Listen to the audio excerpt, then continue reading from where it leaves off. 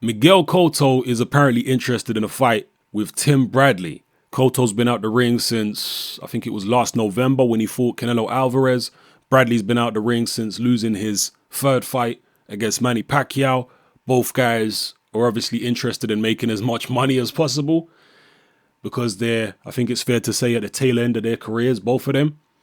And I'm going to quote Brian Perez, who is the head of Miguel Cotto Promotions.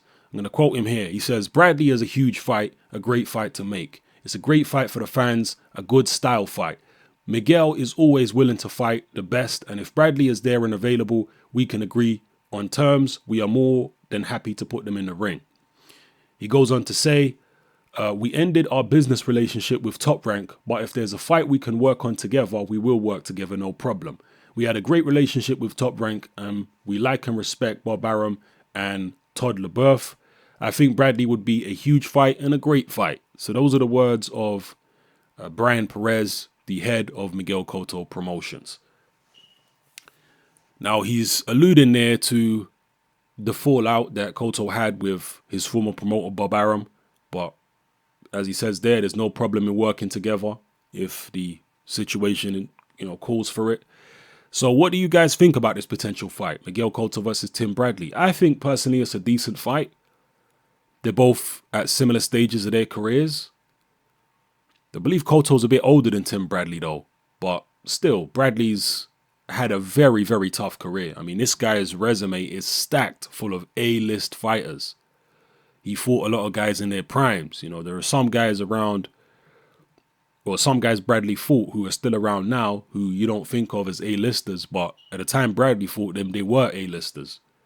So he's had a very, very tough career, a lot of tough fights, and he's looking to cash out now.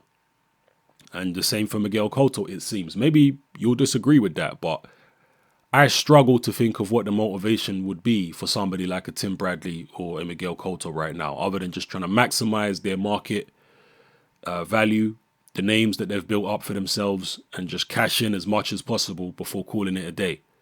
And I hope both of them are set financially. I'm always in favor of the boxer being financially set for life and being independent and all that type of stuff and not having to come back because of money. So while they're in boxing and while they still have their faculties and they still have a decent amount of ability, cash in as much as you can and retire with your faculties intact. I wish that for the pair of them. And the stylistic matchup between Miguel Cotto and Tim Bradley, yeah, it's a decent matchup. At this stage, I would maybe favor Miguel Cotto, but yeah, I probably would favor Miguel Cotto. Yeah, I'd favor Cotto. I think Cotto overall is he the better fighter? They're similar, They're on a similar level, but I would say, yeah, Miguel Cotto is a better fighter. He did have that win over Sergio Martinez. He did step up to, well, not quite middleweight. It was a catchweight. Tim Bradley hasn't done anything like that. And both guys are similar in size, so it's not like, I know Bradley may be slightly shorter than Miguel Cotto, but they're both short guys. So, yeah, I'd say overall Miguel Cotto is the better fighter. But at this stage of their career, maybe Bradley is a touch fresher. Maybe. I mean, we'll see. Let me know how you think that particular fight would go, who would win, and just let me know what you think of it in general.